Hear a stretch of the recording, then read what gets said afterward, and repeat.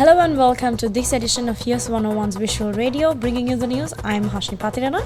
And I'm Rochelle Tamodra. Let's start off with a look at our headlines. News First headline. In your local news, Umaoya Multipurpose project set for inauguration next week. Surge in travel demand after New Year. Tragedy in Tanzania as couple drowns in Victoria Reservoir. 11 fatalities in motor accidents in 24 hours. The UN calls for calm as Iran's attack on Israel raises fears of a wider conflict in the region. In international news, Philippine president rules out giving US more access to military bases. In our sports news, later remanded in police custody on charges of assault and stalking. Now taking a look at your top story, the Umaoya Multipurpose Development Project is poised to be officially handed over to the public on the 24th of April. Iranian President Ibrahim Raisi is later to visit Sri Lanka next week to declare open this massive project. The Umaoya Multipurpose Development Project is poised for a grand inauguration jointly led by Iranian President Ibrahim Raisi and President Ranil Wickremesinghe. On the 24th of April, Sri Lanka will witness the official handover of this project. In the year 2011, the ambitious Umaoya Multipurpose Project embarked on its journey, initially supported by a loan from the Export Development Bank of Iran. However, as geopolitical sanctions began to impact Iran, the project's funding shifted to domestic treasury allocations. And its core, the project aimed to contribute 120 megawatts of electricity capacity to the national power grid. Beyond power generation, the Umaoya initiative addressed critical needs in agriculture and drinking water supply. Recently, approximately a month ago, the project reached a significant milestone as test-level operations commenced for hydroelectricity production. Under the Umaoya Multipurpose Development Project, water collected from the Puhulpola Reservoir via a 4-kilometer tunnel flows to the Diaraba Reservoir. From there, a 15.5-kilometer tunnel channels the water to two underground turbines in the Alla Karandagolla area. These turbines, each producing 60 megawatts, will contribute to the national power grid.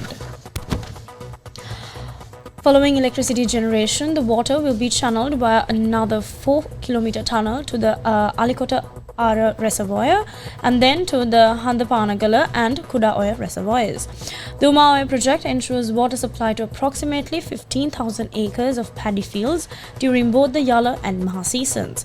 Beyond irrigation, the project meets the drinking water needs of residents in Badulla, Monragala and Bandaravela districts. Now on to more local news. Following the Sinhala and Tamil New Year celebrations, those who visited their hometowns are returning to Colombo.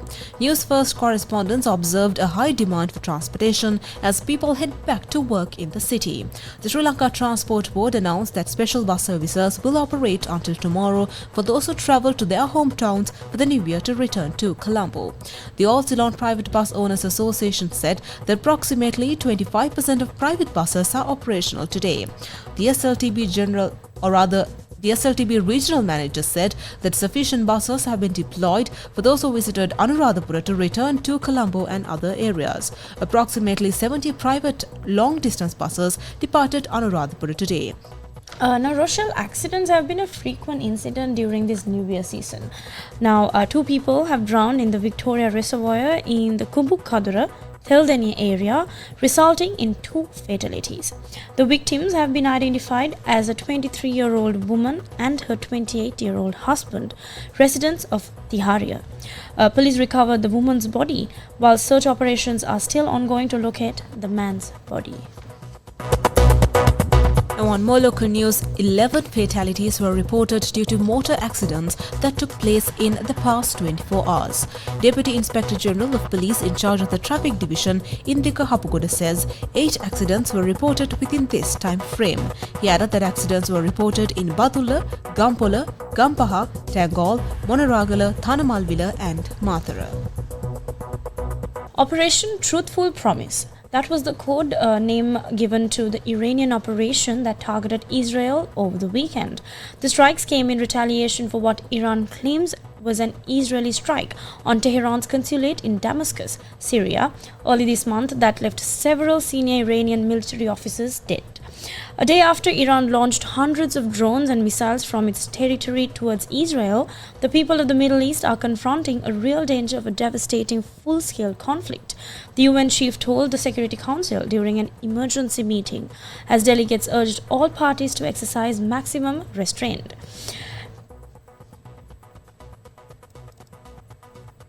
According to the latest reports, Iran launched hundreds of drones and missiles from its territory towards Israel, with most intercepted.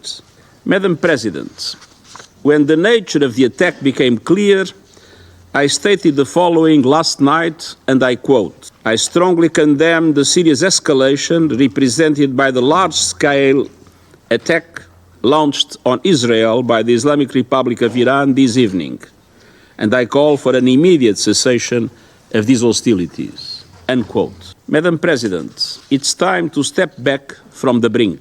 It's vital to avoid any action that could lead to major military confrontations on multiple fronts in the Middle East. Civilians are already bearing the brunt and paying the highest price. And we have a shared responsibility to actively engage all parties concerned to prevent further escalation. Now, however, Iran's envoy and permanent representative to the UN says that the country's retaliatory attack against the Israeli regime was precise and only targeted military objectives.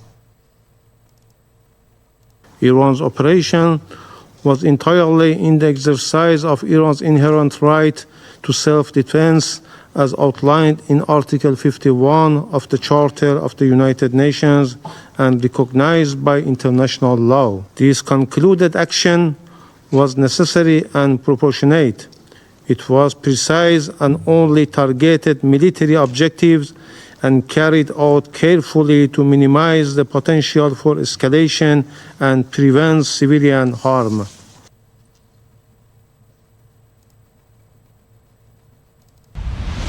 International news. Now taking a look at the news overseas, Philippine President Ferdinand Marcos said Monday the United States would not be given access to more Philippine military bases. Marcos' remarks came days after a trilateral summit between the United States, Japan and the Philippines in Washington, where tensions over the disputed South China Sea, which Beijing claims almost entirely were high on the agenda.